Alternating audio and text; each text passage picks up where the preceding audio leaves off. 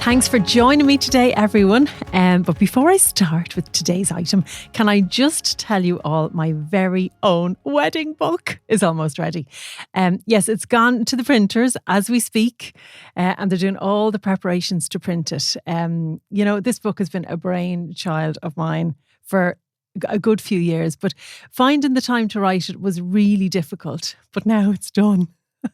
And every single piece of information that you could possibly need for your wedding is in there. From the time you get engaged right down till you do your first dance on the night of your wedding. I'll be putting it on pre-sale in the next couple of weeks. So stay tuned to my Instagram page, which is, of course, Jenny McCarthy 8, to find out what will be in there. And look, can I just thank you all most sincerely for all of your support to date. I just love what I do.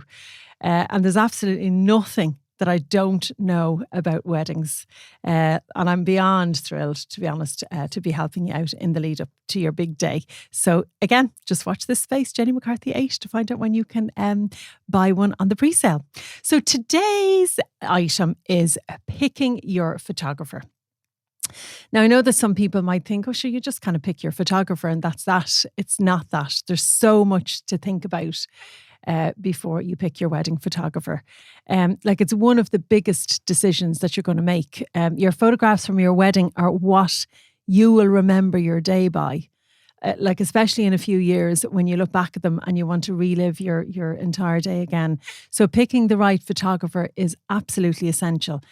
There's so many different parts to the day, from getting ready on the morning, to the ceremony, to the drinks reception, to family photos, to bridal party photos, and of course your couple photos, and then to having the entire day documented. And of course, making sure that your photographer is very organised when it comes to timings. That is crucial.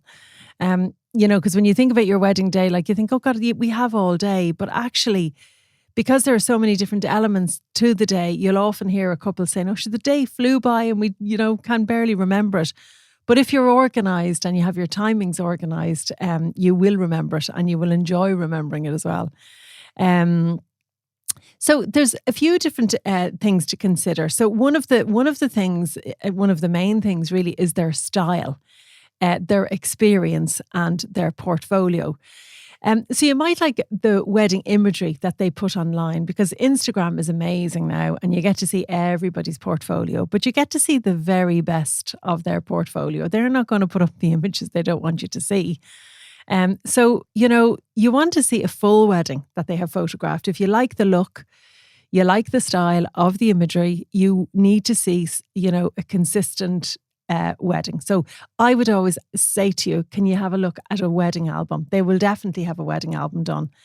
And this way you'll be able to tell, what the consistency of their work is like.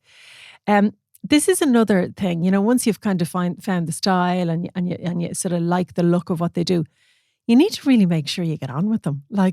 You are going to spend the entire wedding day with them.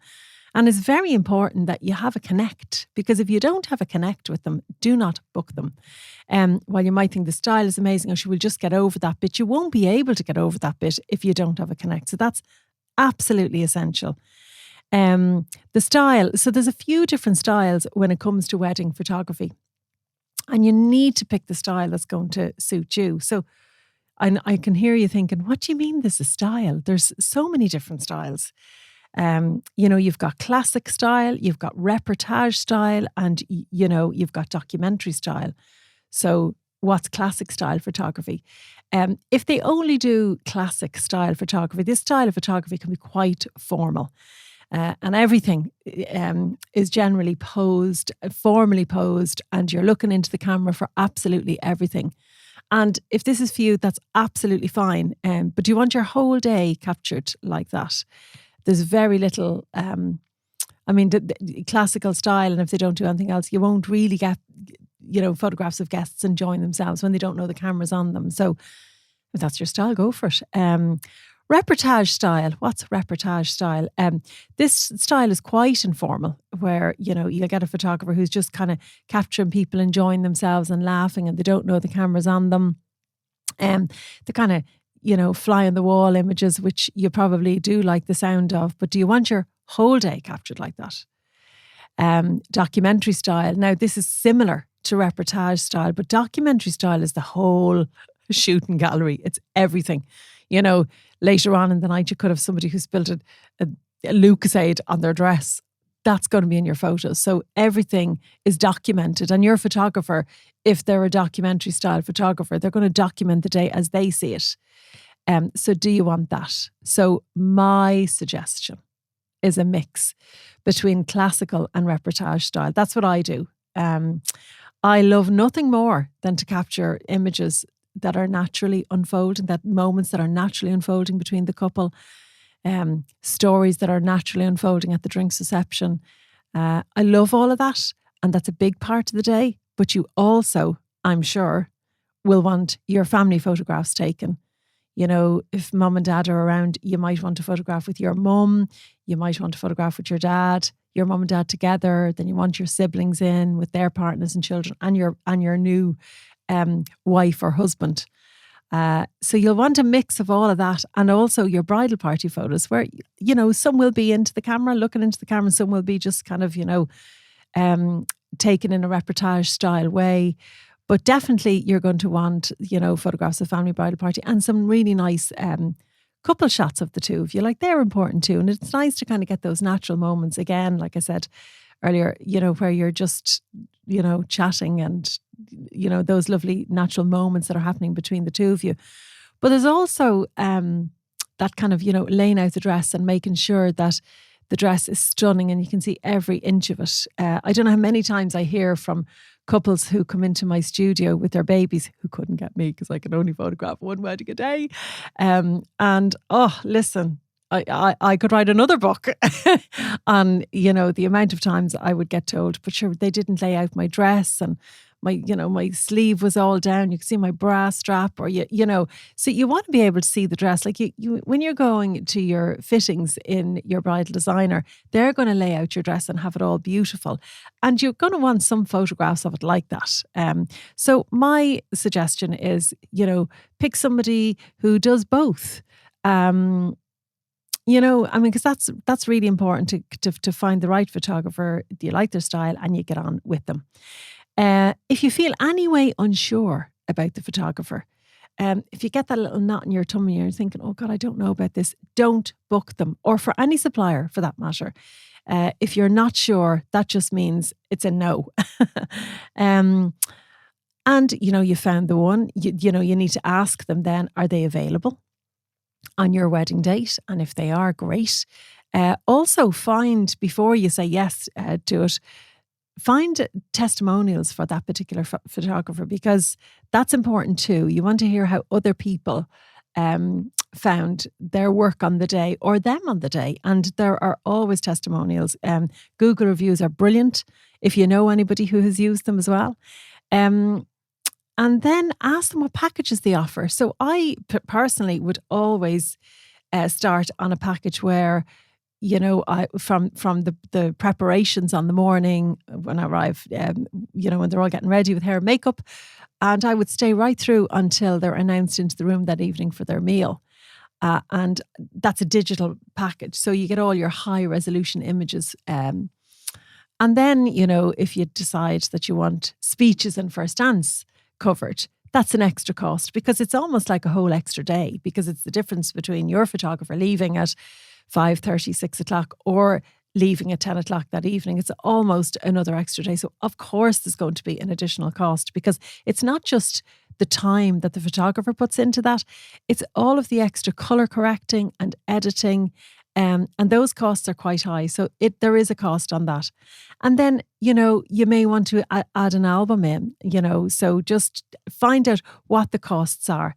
Another thing to ask would be, are there any additional costs? So say, for example, you're getting married in Cork or Kerry or Galway and your photographer is Dublin based, or your photographer is Cork based and you're getting married in, you know, wherever, Kerry, Dublin, and just see if there's additional costs. Because if you really want that photographer to shoot your wedding and they have a 3 or 4 hour drive on the morning, they may decide the best thing to do is actually go down the evening before. And then there's travel costs as well. You know, they have to add on travel costs. So just make sure you know all of the costs that are involved. Uh, do they have somebody shooting with them? And if not, can they bring a second shooter if needs be? So this is actually a really important point. So for me, I would always have somebody with me, shooting with me on the day, but not even just shooting with me on the day. I bring somebody with me, and it's Amy at the moment, and Amy is going to be off shooting weddings for me next year too. Um, so I would, and in before Amy, it would have been Barbara, and I would have always had somebody with me, not even just to shoot, but to give me a hand on the day, to make sure that my equipment is where I need it to be, to make sure I have my memory cards, my different lenses that I need for a particular um, instance. Like if it's family shots, I would use one lens. If it's bridal party, I use another, and so on and so forth. So I would always bring somebody with me. But some couples might want two shooters on the day. So just check that out if that's something that you think you might want. And if you do want a second shooter, your photographer may be just they may just work on their own, and they may have to hire somebody. So that's an extra cost as well. It's not an extra cost with me because I just have somebody there, but just it generally is an extra cost. Uh, do they photograph the couple separately on the morning, the getting ready shots?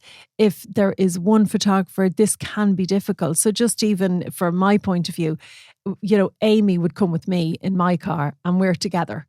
So unless the couple are very near to each other on the morning, as in like a 10-minute drive, any more than a 10-minute drive from each other, I just say, look, it's too problematic, because if they're a 20-minute drive away from each other, that's 20 minutes there, 20 minutes back. And I do like to spend at least a half an hour with the groom. And when it comes to the times, it just doesn't work out, because you're asking the groom to get ready too early on the morning. And it's just not possible. And then trying to get back to the bride and getting all the stuff that's going on back there. So generally what I would do in that instance, and in every instance actually, is arrive to the ceremony 30 minutes early so I can capture the groom and his team and his parents and capture guests arriving.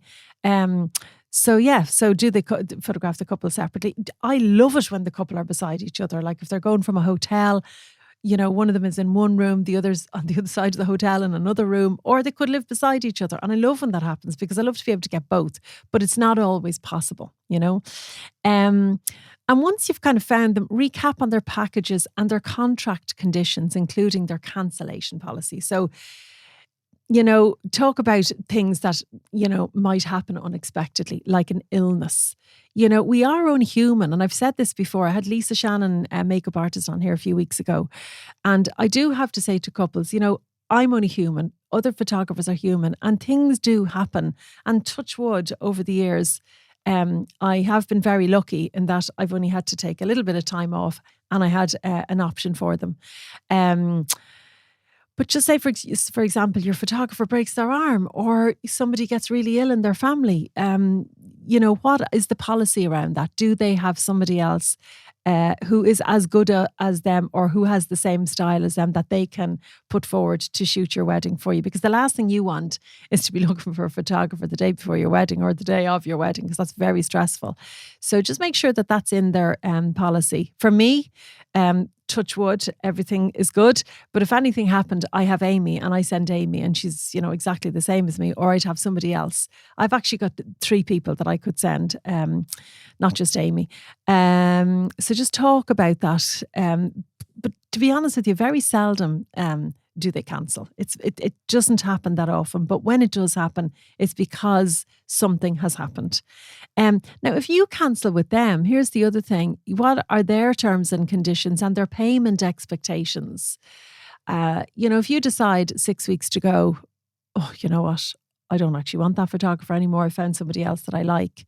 That's not fair, first of all.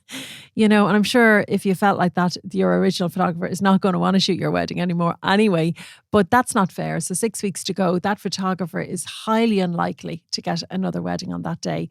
So, just to find out what their payment expectations are if you cancel at short notice. Now, over the years, I've had weddings that I've cancelled. Now, it doesn't happen very often, thank God, but they've cancelled with very short notice because somebody in the family has been ill.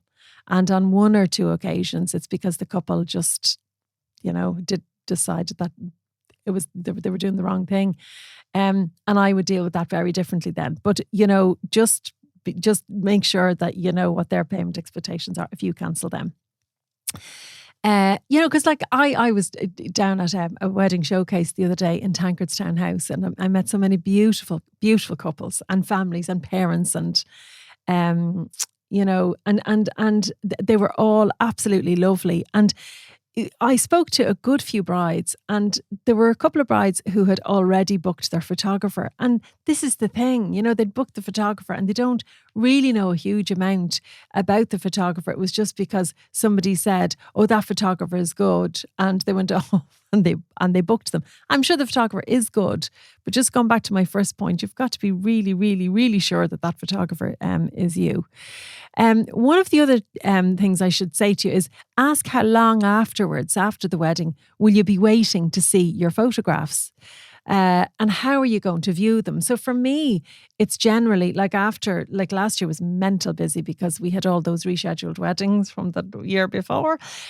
So people were waiting up to 16 weeks to see their photographs. And that's not unrealistic anyhow. You can expect to have that amount of time in between the time you get married and seeing your photographs. I'm trying at the moment to make sure that they're seeing them sort of between 10 and 12 weeks because that's my usual. So just find that out. I've heard of a few videographers and a few photographers who have been leaving couples waiting way too long, and that's not fair either. So just make sure you know that in advance, and then you sort of think, oh, I'm going to see them in 16 weeks. And if you see them before 16 weeks, that's a bonus, but it's nice to have like a time kind of factor in your head. This is also kind of important. What about the couple sharing the professional images on their social media, and what factors do they need to consider? Well, if my couples are sharing my images on their social media, I would always say to them, look, all I'm looking for in advance, or when you do it rather, is to tag me and just, photo by Jenny McCarthy. That's all I ask for, just so that anyone who's looking knows who took the picture. And I think it's manners, just you're putting somebody else's work up on your social media and it's their work. They captured your day. They did a lot of work in the editing and the colour correcting. And it is just manners to give them a little tag on. And if you want to say something nice, even better, but just tag them anyway, The other thing is, what if the couple want to share their professional images with all of the suppliers? So when you think about your photographer's there to document everything on your wedding day, from you and your dress to the lads in the suits, to the flowers, to the cake, to everything that happens on your wedding day gets photographed. So there are so many suppliers who would love those photographs, and that's fine.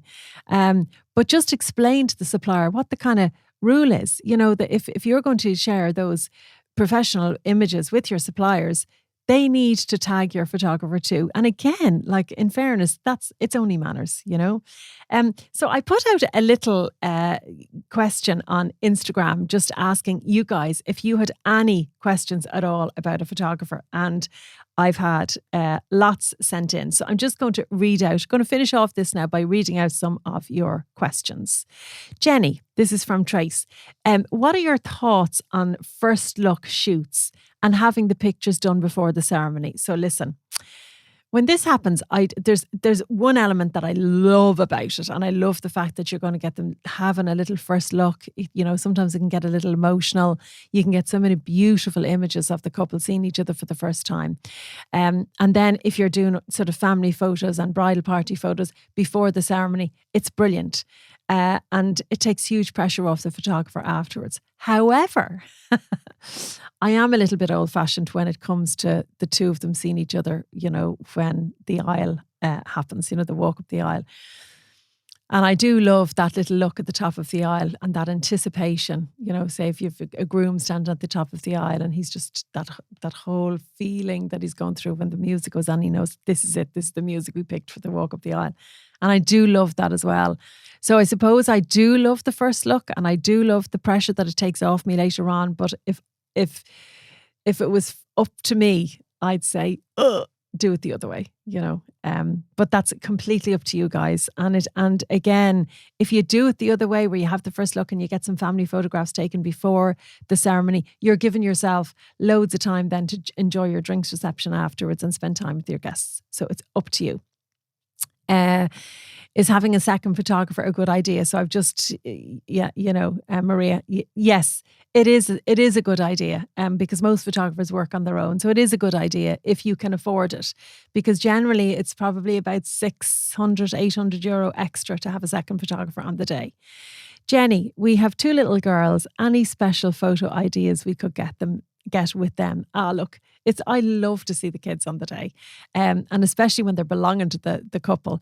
Have them getting ready on the morning with the bride. That's always lovely. What I would always say is, and when to dress them. I get asked that all the time, so that's not a photography question, but just when to dress them at the last minute, because they're dying to get into their princess dresses on the day. And there's some lovely photographs with the dress going over their head and the bow being tied at the back. And I love all that. And when they're in their dresses, then they can be in the room with mum when she's getting into her dress. And that's very, very special. And of course, you want to get some family photographs of the 2 of them later on. So my tip on that is to get those as early as you can. Even like the other day, we had 2 boys, and 2 little boys belonging to the bride and groom.